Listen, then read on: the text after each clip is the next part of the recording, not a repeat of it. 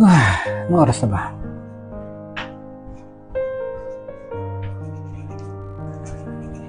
Makapag-unbox na nga. So welcome to my vlog. Hindi lang ang unboxing to, halo-halo na nandun.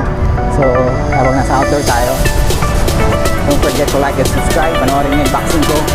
And welcome to Robust Page. See you then!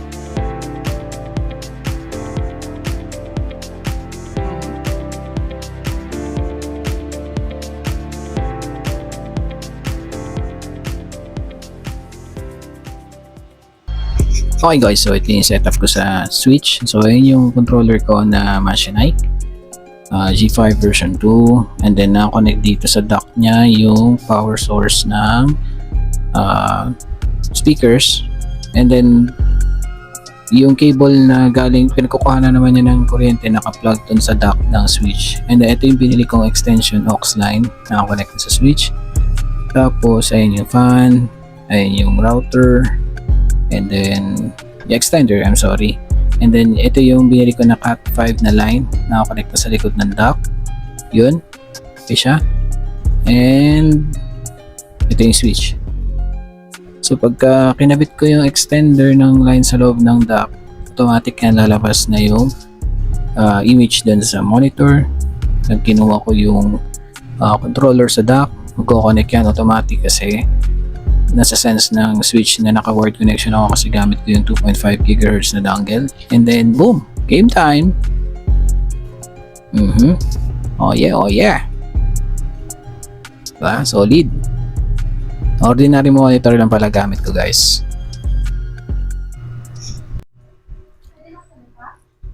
Magsasalita pa lang ako. So yun na nga guys. So nakita niyo na yung setup ng Switch, di ba? Unti-unti kong binuo yan. Nag-start ako sa Switch mismo, which is hindi ko pa napapakita yung unboxing sa inyo. follow na lang. And then, hindi ko rin sure kung napakita ko sa inyo unboxing nung Fantech na speaker. If ever na meron nga, i-link ko na lang sa part. Dito ba yan? Or dito? Basta dito yata yan. I-link ko na lang dyan. Panoorin nyo. And then, ano pa ba? So, yung dock na ginagamit ko, yung JSOX. I mean, yung dock is yung original switch dock. And then, yung JSOX dock na extension para hindi mag-init. Kasi nakita niyo may itsura nung switch, di ba? Yung dock na meron yung switch, parang toaster. Tapos maglalaro ka ngayong panahon ng summer, napakainit.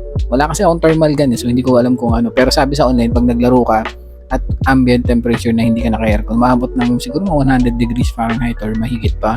Mga 50, 55 yung pinaka-maximum na naitala ng mga ibang vloggers. Pero ako hindi ko nga na-test. Pero based sa experience ko, talagang mainit siya. So, pasensya nyo na yung setup ko. Kung makikita nyo kanina, ang daming fan. Isa kasi sa alak-alakan ko. Gusto ko kasi maglaro ng nakaupo dito.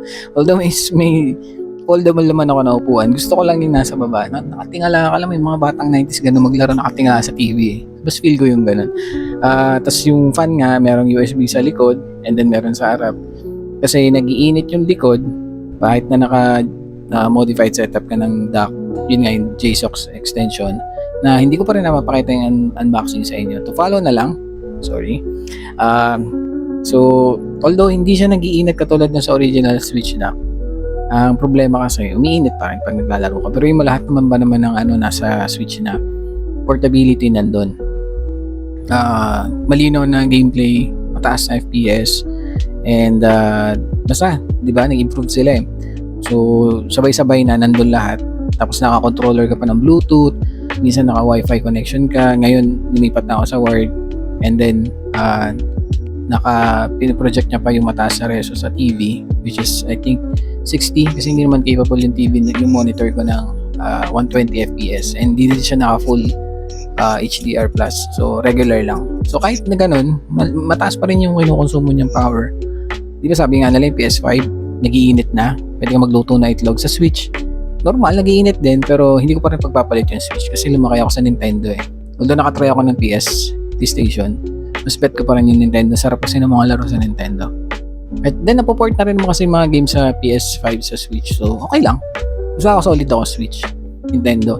Kahit ano pa sabihin ng mga PC gamers dyan or PS5 players dyan, okay lang. Sige, dyan kayo. Walang pumipigil sa inyo. Basta ako, chill ako dito. Okay ako dito. Okay? Kanya-kanya tayong decision. Huwag nyo nang pilitin yung gusto nyo.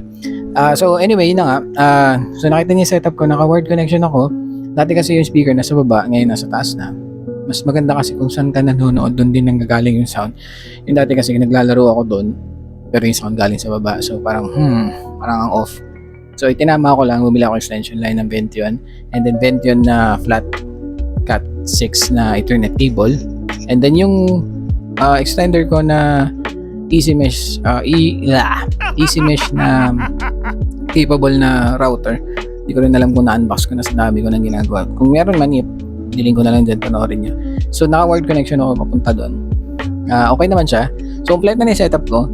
May wired connection ka na, modified dock setup, may Bluetooth na premium controller, which is itong Machinike G5 version 2. Anong pangalan? Hindi ko, na-unbox ko na yan. May video na sa drafts ko lang.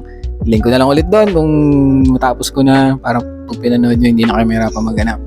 And then yung sounds, so complete na yung setup ko. So yun nga, sana nakatulong yung video about sa cable, flat wire, and then yung extension aux cable, quality lahat parehas. And i-add na natin yung kita niyo ba ito? Hindi, basta yan. Yung OTG 10 gigabit yung kaya niya, or 10 gig.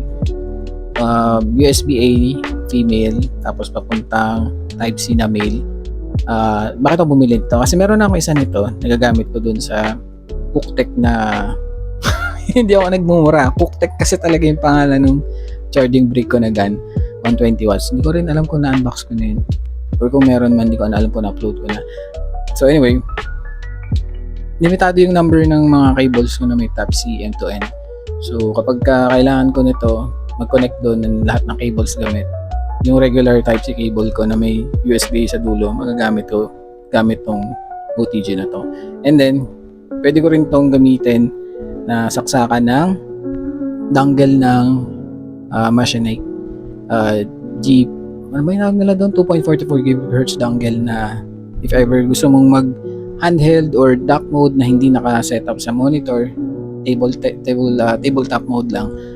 So, paano may kukonect yung dongle ng controller sa switch, which is USB-A, kung wala ka nito? So, isasaksak mo yung dongle dito, tapos i-connect mo sa switch, and then naka-tabletop mode ka, magagamit mo yung controller. Bakit hindi ka mag-Bluetooth mode na lang? Kasi mas masarap pag naka 2 GHz na dongle. Parang wired yung dating, mabilis kasi yung response niya compared sa Bluetooth. I mean, versus experience ko dito sa sa G502 na Thunder Robot. Pero sabi kasi sa review or sa ibang info sa online, yung Machinite G5 version 2 nga daw, mapa dongle or Bluetooth, mataas yung kanyang polling rate and then yung responsiveness. Pero ayoko na i-research yun. Gusto ko din yung naka-dongle para feeling ng switch na naka-connect yung wired connection na wired controller mo sa switch. Pero totoo, inadaya mo siya sa ginagamitan mo ng dongle. Feeling niya yung naka-connect na dongle sa switch is yung mismong wired papunta sa controller. Pero yung controller mo naka-wireless mode pa rin. So yun, dami ko sinabi, di ba? Saan na kayo? Dami ko pang utang ng mga videos. Upload ko na lang next time. Again, sorry. Upload ko yan pag may time. Mahabol ako. Siya nakaka-stress ka maghambol eh. Pero yung mo mag-unbox ka, mag-edit ka, tapos post mo, tapos edit mo pa bago ma-post. Tapos, yun. Pero ang trabaho kasi, tapos sa isang buong araw, na 8 hours or 9 hours ng isang buong araw mo nasa work. Tapos another 8 hours sa try mong humabol ng tulog. So ilan na lang natira? 8 hours or 9 hours? 18 hours. Meron ka na lang 6 hours para gawin yung dapat mong gawin. Then doon sa 6 hours na natitira, kakain ka pa, maliligo ka, mag-aasikaso ka. Ano yun? Ang hirap, di ba? Sana may kagibunshin din tayo na may nag-aasikaso. Ikaw muna mag-unbox dyan. Ikaw kumain ka dun.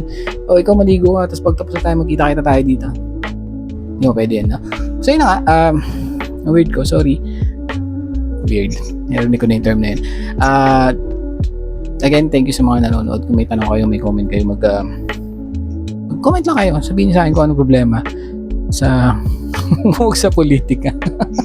sa mga setup ko. Kung napansin niyo madumi. Madumi talaga yan. Wala tayong magagawa dyan. Gusto ko lang madumi. Kasi ako lang naman nakakilos dito. Alam ko kung saan ako pupunta. Alam ko kung nasaan yung dumi. So, as long as hindi na babother yung dumi, alam kong walang problema. Unlike yung malinis nga, basta okay na ako sa ganito setup. Pero kung buhay yung nanay ko, pagagalitan ako nung sabihin nun, ba't ang dumi ng bahan? Ang kwarto mo, ganda ngayon, daming octopus wiring yan. Napansin ako na kaibigan ko sa ganyan, just may point kayo. Pero, tapan po guys wala akong oras. Siguro kung basta pag may time siguro gagawin ko yun, pero sa ngayon ito lang muna meron tayo, so let's enjoy kung ano yung meron.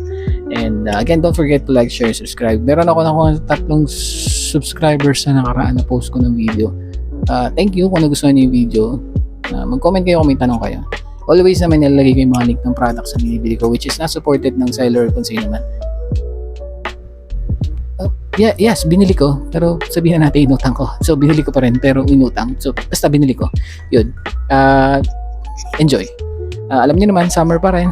Nagdalaban pa yata yung tag-init sa tag-ulan. So, ingat-ingat kayo. Drink plenty of water and hanggang sa ulitin.